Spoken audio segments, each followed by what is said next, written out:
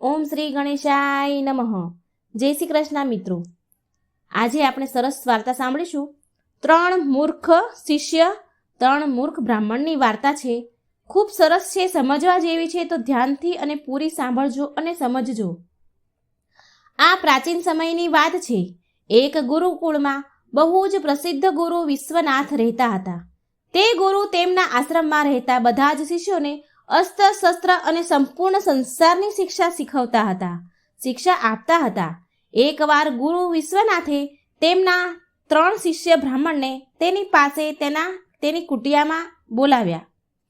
3 બ્રાહ્મણ શિષ્ય આવ્યા અને ગુરુદેવને પ્રણામ કર્યા અને બોલ્યા કે શું તમે આજે અમને કોઈ નવી વિદ્યા શીખવવાના છો? તમે અમને અહીં કેમ બોલાવ્યા છે? એટલે બીજો શિષ્ય બોલ્યો કે હા ગુરુદેવ, તમે એવી કોઈ વિદ્યા શીખવવાના છો જે તમે અત્યાર સુધી નથી શીખવી અમને? ગુરુદેવ બોલ્યા નહીં મારા પ્યારા શિષ્યો, તમે 3 શિષ્યો મારા બધા જ શિષ્યોમાંથી સૌથી બુદ્ધિમાન અને સાહસી છો અને આજ તમારી શિક્ષા સંપૂર્ણ થઈ છે. કાલથી તમારા જીવનનો નવો સૂર્યોદય થશે. મારા પ્યારા શિષ્યો, હવે તમે મારી દીધેલી સંપૂર્ણ શિક્ષાનું જ્ઞાન મેળવી લીધું છે. પૂરેપૂરું જ્ઞાન તમે મેળવી લીધું છે અને હવે તમે 3 જાઓ અને પૂરા બ્રહ્માંડમાં શિક્ષાથી અર્જિત જ્ઞાનનો પ્રકાશ કરો. તમારો જ્ઞાન બ્રહ્માંડમાં ફેલાવો. આ સાંભળી 3 બ્રાહ્મણ બોલ્યા કે અમે ધન્ય થઈ ગયા ગુરુદેવ. તમારી આજ્ઞા અનુસાર અમે પૂરા બ્રહ્માંડમાં જ્ઞાનનો પ્રકાશ અવશ્ય ફેલાવશું ગુરુદેવ. ગુરુદેવ બોલ્યા તથાસ્તુ, તમારી યાત્રા મંગલમય રહે. હવે રાત ઘણી થઈ ગઈ છે, તમે જાઓ અને વિશ્રામ કરો. બ્રાહ્મણ 3 શિષ્ય બોલ્યા જેવી તમારી આજ્ઞા ગુરુદેવ. અને પછી 3 શિષ્ય તેમની કુટિયામાં ગયા અને એ કુટિયામાં પહેલેથી જ બીજો એક અન્ય શિષ્ય પણ બેઠો હતો. આ 3 સિવાય પણ એક ચોથો શિષ્ય બેઠો હતો. તે 3 બ્રાહ્મણ શિષ્ય ત્યાં બેસી અને વાતો કરે છે. તેમાં પહેલો શિષ્ય બોલ્યો, અરે મારા પ્યારા મિત્રો, તમે જોજો કે મારા જ્ઞાનથી પૂરા બ્રહ્માંડમાં એક અલગ જ જ્ઞાનની જ્યોતિ જાગૃત થશે અને ત્યાર પછી ગુરુદેવ બાદ મને જ બધા સૌથી મોટો જ્ઞાની સમજશે.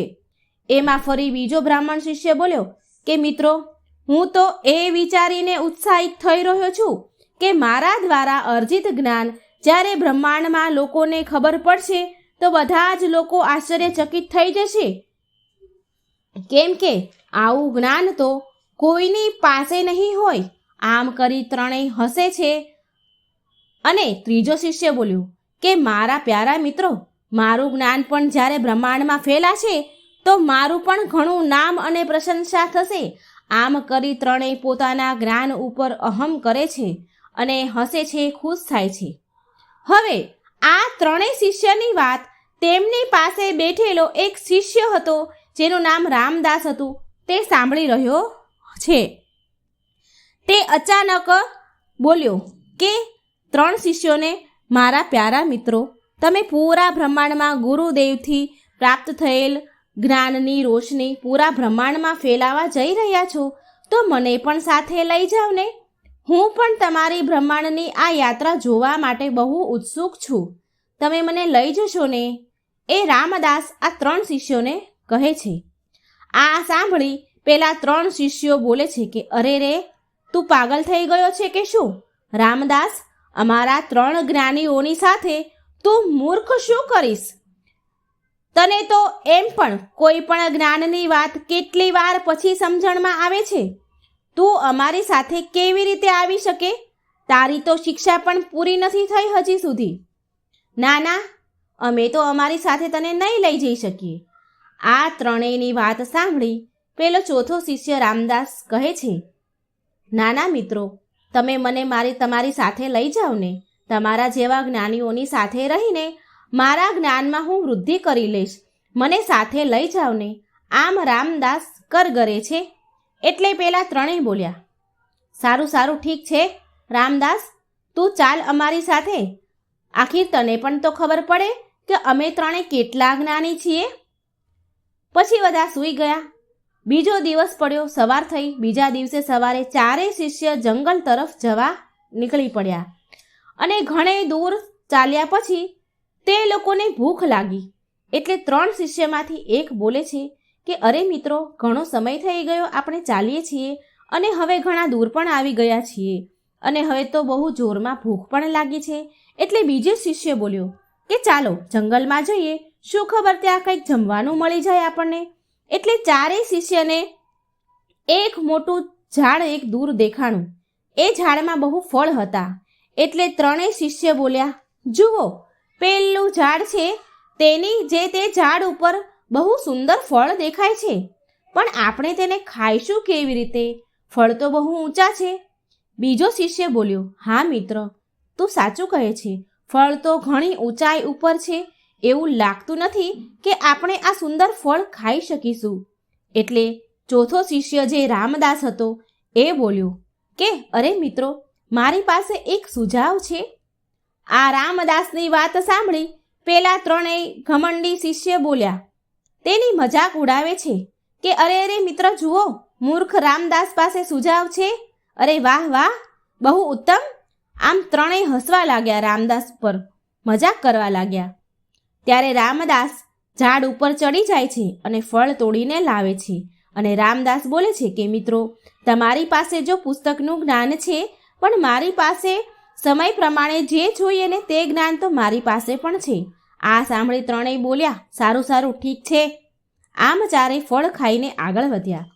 4 જંગલ તરફ ગયા અને રસ્તામાં એક હાડપિંજર દેખાય છે. તે હાડપિંજરના હાડકાં 4 બાજુ વેરવિખેર થયેલા હતા.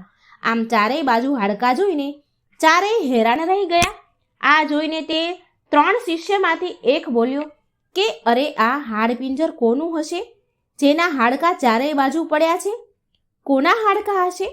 એટલે રામદાસ બોલે છે. ચોથો શિષ્ય જે છે તે રામદાસ કહે છે, મિત્રો, મને તો આ હાડકાં કોઈ જંગલી જાનવરના હોય એવું લાગે છે.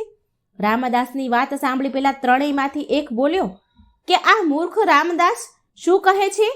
અરે રામદાસ, તું તારી બુદ્ધિનો ઉપયોગ ના કરતો જ સારું છે. તને કોઈ પણ જાતની ખબર તો પડતી નથી, કંઈ સમજાતું તો છે નહીં. આમ તેને ધુતકારે છે. એટલે રામદાસ બિચારો બોલ્યો કે હું તો મારા જ્ઞાન અનુસાર તમને કહું છું. બિચારો દબાયેલા અવાજે, ગળગળા અવાજે બોલ્યો અને કહે છે કે જંગલમાં કોઈ જંગલી જાનવરના હાડકાં હોય ને, કોઈ બીજાના કેવી રીતે હોઈ શકે? એટલે એક શિષ્ય બોલ્યો કે સારું સારું, ઠીક છે, અમે માનીએ કે તારા જ્ઞાનની વાત પણ સાચી છે કે આ કોઈ જંગલી જાનવર છે, પણ આ હાડકાં જોઈને તું કહી શકે છે કે આ કયા જાનવરનું હાડપિંજર હશે? એટલે રામદાસ બોલ્યો કે મને તો એવું લાગે છે કે આ અહીંના જંગલના રાજા સિંહનું હાડપિંજર હોય એવું દેખાય છે. તો વળી બીજો શિષ્ય બોલ્યો. પેલા 3 શિષ્યમાંથી એક બોલ્યો, અરે અરે, નહીં નહીં, મને તો આ હાડકાં કોઈ હાડપિંજર કોઈ શિયાળનું હોય એવું લાગે છે, કોઈ સિંહનું તો બિલકુલ નથી લાગતું. હવે મિત્રો, આ 3 શિષ્યો જે બ્રહ્માંડમાં જ્ઞાન ફેલાવા નીકળ્યા હતા, તેની પાસે વિદ્યાનું જ્ઞાન હતું. તેમાં એક પાસે હાડકાં જોડી દે એવી શક્તિ હતી, બીજા પાસે તેમાંથી માંસ ચામડી ભરી દે એવી શક્તિ હતી અને ત્રીજા પાસે એમાં પ્રાણ પૂરી દે એવી શક્તિ હતી. તો ચાલો શું થયું તે જોઈએ. 3 શિષ્યમાંથી એક શિષ્ય બોલ્યો, સારું સારું, ઠીક છે મિત્રો, હવે બહુ રાત થઈ ગઈ છે, આપણે અત્યારે વિશ્રામ કરી લઈએ અને આ હાડપિંજરની જાણ કોનું છે એ સવારે કરી લઈશું. એટલે રાત્રે 4 સૂઈ ગયા. સવાર પડી એટલે બધા તે હાડપિંજર પાસે ગયા. એટલે એક શિષ્ય બોલ્યો કે મને લાગે છે કે મારી પાસે જે જ્ઞાન વિદ્યા છે તેનાથી મારે આ હાડપિંજરને હાડકાં બધા ભેગા કરીને જોડી દેવા જોઈએ. જોડી દઉં હવે હું, આમ કહ્યું. પછી તેણે ગુરુદેવને પ્રાર્થના કરી કે હે ગુરુદેવ, મને શક્તિ આપો કે હું આ વેર વિખેર થયેલા હાડપિંજરને એકઠું કરીને હું ભેગું કરી શકું, હાડપિંજર સંપૂર્ણ કરી શકું. ત્યારે વિખરેલા હાડકાં પૂર્ણ રૂપથી હાડપિંજરમાં જોડાઈ ગયા. હાડપિંજર સંપૂર્ણ થઈ ગયું. એણે પ્રાર્થના કર્યું એવું જ. એટલે બીજા શિષ્યએ વખાણ કર્યા કે અરે અરે, વાહ મિત્ર, તારા જ્ઞાનને તો ખૂબ સરસ છે. તારા જ્ઞાનથી તો હાડકાં તે જોડી દીધા, તે કરી બતાવ્યું. વાહ વાહ મિત્ર. અને તે પાછો રામદાસને ટોણો મારતા કહે છે, જોયું રામદાસ, આવી હોય છે જ્ઞાનની શક્તિ, જે તારા મૂર્ખ માથામાં ક્યારેય નહીં આવે. રામદાસ બોલ્યો કે હું તમારા જ્ઞાનથી પ્રભાવિત થયો મિત્ર, પણ હજી આપણે એ નથી જાણી શક્યા કે આ હાડપિંજર કયા જાનવરનું છે. એટલે બીજો કંઈક શિષ્ય હતો, 3માંથી બીજો શિષ્ય બોલ્યો કે મને તો એવું લાગે છે કે આ હાડપિંજર એક સિંહનું છે. એટલે ત્રીજો શિષ્ય હતો તે બોલ્યો કે અધૂરું જ્ઞાન ઘાતક હોય છે મિત્ર, આપણે અવશ્ય એ નક્કી કરવું જોઈએ કે આ હાડપિંજર કોનું છે. બીજો શિષ્ય બોલ્યો, અરે પણ આ કેવી રીતે ખબર પડે કે આ કોનું હાડપિંજર છે? એટલે ત્રીજા શિષ્ય કહે છે, અરે તમે ચિંતા ન કરશો, આ વિદ્યાનું જ્ઞાન તો મારી પાસે છે. મને જે વિદ્યા પ્રાપ્ત થઈ છે તેમાં આ જ્ઞાન મેં મેળવ્યું છે. હું કોઈ પણ હાડપિંજરમાં માંસ અને ચામડું પાછું લાવી શકું છું. એટલે બીજો મિત્ર બોલ્યો, અરે વાહ વાહ મિત્ર, બહુ સરસ છે. હવે રાત પડી ગઈ છે, તારી આ વિદ્યાનો ઉપયોગ સવારે કરજે. આખો દિવસ આ ચર્ચામાં આ લોકોની રાત પડી ગઈ. એટલે એણે કહ્યું કે હવે સવારે આપણે આગળ બીજું કામ કરીશું, આપણે વિશ્રામ કરી લઈએ. પાછા ફરી 3 જંગલમાં સૂઈ જાય છે. બીજા દિવસે સવારે ફરી તે હાડપિંજર પાસે 4 આવ્યા અને એક શિષ્ય પાસે જે આ જ્ઞાન હતું હાડપિંજરમાં જે માંસ ભરવાનું, તે હાડપિંજર પાસે આવ્યો અને તેના ગુરુદેવને પ્રાર્થના કરી કે હે ગુરુદેવ, મને આશીર્વાદ આપો કે તમારી દીધેલી શિક્ષા દ્વારા હું આ હાડપિંજરમાં માંસ અને ચામડું ભરી શકું. તે શિષ્યએ પ્રાર્થના કરી. પ્રાર્થના કરતાની સાથે જ હાડપિંજરમાં માંસ અને ચામડું આવી જાય છે. આ જોઈ બંને શિષ્યો ખુશ થઈ ગયા. માંસ અને ચામડું ભરાતા જ તે એક સિંહનું, એક ખૂંખાર સિંહ હોય એવો બની ગયો. બીજા મિત્રોએ બધાએ આ બધું જોયું અને એ મિત્રની ખૂબ પ્રશંસા કરી, ખૂબ પ્રશંસા કરી અને કહ્યું, તારી આ વિદ્યા તો અદ્ભુત છે. અને ફરી રામદાસને સંભળાવે છે, જો રામદાસ, મૂર્ખ રામદાસ, તારી પાસે આવું જ્ઞાન છે, આવું જ્ઞાન મૂર્ખ, તને અમારી પાસેથી આવી વિદ્યા તને પ્રાપ્ત થશે, આવું રામદાસને કહે છે. એટલે રામદાસ બોલ્યો, હા મિત્રો, હું તમારા જ્ઞાનને માની ગયો છું કે જે તમારી પાસે વિદ્યા છે એ આ સંસારમાં પણ કોઈની પણ પાસે નથી, પણ હવે આપણે આગળ વધવું જોઈએ. આ સાંભળી પેલો ત્રીજો શિષ્ય બોલ્યો, અરે રામદાસ, હજી તો તે મારી ખાસ વિદ્યા જોઈ જ નથી. 2 જણે તો એની વિદ્યાનું કહી દીધું, તેની વિદ્યાનો પરચો બતાવી દીધો, પણ હજી મારી વિદ્યા તે ક્યાં જોઈ છે, જે ગુરુદેવે માત્ર મને જ આપી છે. આખિર હું તેમનો સૌથી બુદ્ધિમાન શિષ્ય જો છું, એમ અહમ કરી હસે છે. હા કરીને હસે છે. એટલે પેલા બીજા 2 શિષ્ય બોલ્યા, જેણે ચામડું ભર્યું હતું, માંસ ભર્યું હતું અને હાડકાં જોડ્યા હતા, એ બંને શિષ્ય બોલ્યા, અરે એવી તે ખાસ વિદ્યા તારી પાસે કઈ છે જે ગુરુદેવે અમને નથી આપી, કહો અમને. એટલે એ બોલ્યો કે અરે મિત્ર, આ વિદ્યા તો માત્ર મારી જ પાસે છે, જેનો ઉપયોગ મેં અત્યાર સુધી નથી કર્યો. મારી પાસે પ્રાણદાનની વિદ્યા છે. આ પ્રાણ વિદ્યા દ્વારા હું કોઈ પણ મૃત શરીરમાં પ્રાણ પૂરી શકું છું. આ સાંભળી રામદાસ બોલ્યો કે અરે મિત્ર, આ તમે શું બોલી રહ્યા છો? આવું ઘોર પાપ ન કરો, આ નિયતિની વિરુદ્ધ છે. આપણા ગુરુદેવે કહ્યું હતું, શું તમે એ ભૂલી ગયા છો? જે જ્ઞાન તમે ગુરુદેવ પાસેથી મેળવ્યું છે એ જ્ઞાન આ બ્રહ્માંડના કલ્યાણ માટે છે. આમ કરવું બરાબર છે. પ્રકૃતિની વિરુદ્ધ ન જવું જોઈએ. આવું ન કરો, એમાં પ્રાણ ન પૂરો. એટલે બીજા શિષ્ય બોલ્યા કે અરે મૂર્ખ રામદાસ, તારી તો હજી શિક્ષા પણ પૂરી નથી થઈ. તું અમને સલાહ આપે છે અને તારાથી વધારે જ્ઞાની, અમે તારાથી વધારે જ્ઞાની છીએ. જો અમે કોઈ મૃત શરીરમાં પ્રાણ પૂરીએ છીએ તો શું એ બ્રહ્માંડના કલ્યાણ માટે ઉચિત નહીં હોય? આમ કહીને રામદાસને ખૂબ બોલે છે. રામદાસ ડરતા બોલ્યો, નહીં મિત્ર, આ સંસારમાં બધા જ પ્રાણ જગતના નિયમ અનુસાર તેમના પ્રાણ ત્યાગ કરે છે. બધા જ જીવ નિયમ અનુસાર, પ્રકૃતિ અનુસાર તેના પ્રાણનો ત્યાગ કરે છે.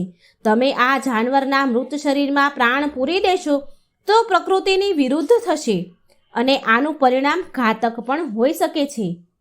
ના ના, આ ઉચિત નથી મિત્રો. રામદાસ ત્રણેયને ખૂબ સમજાવે છે, ડરી સહમીને પણ સમજાવે છે, પણ અહમથી ભરેલા આ જ્ઞાનના ઘમંડમાં ચૂર થયેલા આ ત્રણેય શિષ્યો ક્યાં સાંભળે રામદાસની વાત? તે શિષ્ય રામદાસને ખખડાવતા બોલ્યા, અરે મૂર્ખ રામદાસ, તું શું સમજે છે? તું અમારા ત્રણેય કરતાં વધારે જ્ઞાની છે. તને અમારાથી ઈર્ષા થાય છે ને? તું ચાલ્યો જા અહીંથી, કે આ હાડપિંજરમાં પ્રાણ પૂરીને પૂરા સંસારમાં સૌથી વધારે બુદ્ધિમાન અને શક્તિમાન સાબિત થઈ જઈશું. તને એવું ઈર્ષા છે ને? ચાલ્યો જા અહીંથી. રામદાસ, તું અમારી સાથે રહેવાના બિલકુલ લાયક નથી, બિલકુલ યોગ્ય નથી. જા તું અહીંથી, ચાલ્યો જા. રામદાસ ગળગળો થઈ અને બોલ્યો, ગળગળા અવાજે બોલે છે, અરે અરે, નહીં નહીં નહીં મિત્રો, તમે જેવું વિચારો છો એવું મારા મનમાં કંઈ જ નથી. હું તમને લોકોને મારા મિત્ર માનું છું. તમને આવી રીતે છોડીને નહીં જાઉં. જો તમે લોકો નથી ઈચ્છતા કે હું તમારી સાથે રહું તો તમારાથી થોડો દૂર ચાલીશ, દૂર રહીશ, પણ તમારી જોડે રહીશ. ત્યાર પછી રામદાસ થોડે દૂર ચાલ્યો જાય છે અને તે ત્રણેયને જુએ છે. પછી પેલા ત્રણેય વિદ્યા જ્ઞાનવાળો જે હતો, પ્રાણદાનવાળો હતો, તે શિષ્ય બોલ્યો, હે ગુરુદેવ, મને આશીર્વાદ આપો કે તમારી પાસેથી મેળવેલી વિદ્યા દ્વારા હું આ મૃત શરીર જંગલી જાનવરમાં પ્રાણ પૂરી શકું. એટલામાં સિંહના મૃત શરીરમાં પ્રાણ આવી ગયા, જે બેહદ ખૂંખાર સિંહના રૂપમાં સામે આવે છે અને એ ત્રણેય શિષ્યને ખાઈ જાય છે. અને આ બધું રામદાસ દૂર ઊભા રહીને જુએ છે, ઉદાસ ભરી નજરે જુએ છે. તે બોલે છે, ઊભો એટલો અફસોસ કરે છે ને બોલે છે, અરે અરે મિત્રો, તમે આ શું કરી દીધું? માત્ર પુસ્તકો વાંચવાથી પૂર્ણ જ્ઞાનની પ્રાપ્તિ નથી થતી. આપણે આપણી બુદ્ધિનો પણ ઉપયોગ કરવો જોઈએ. તો મિત્રો, આ સરસ હતી વાર્તા. જો તમને મારી વાર્તા સારી લાગે તો મારી ચેનલને લાઈક, સબસ્ક્રાઈબ અને શેર જરૂર કરજો. જય શ્રી કૃષ્ણ. રાધે રાધે.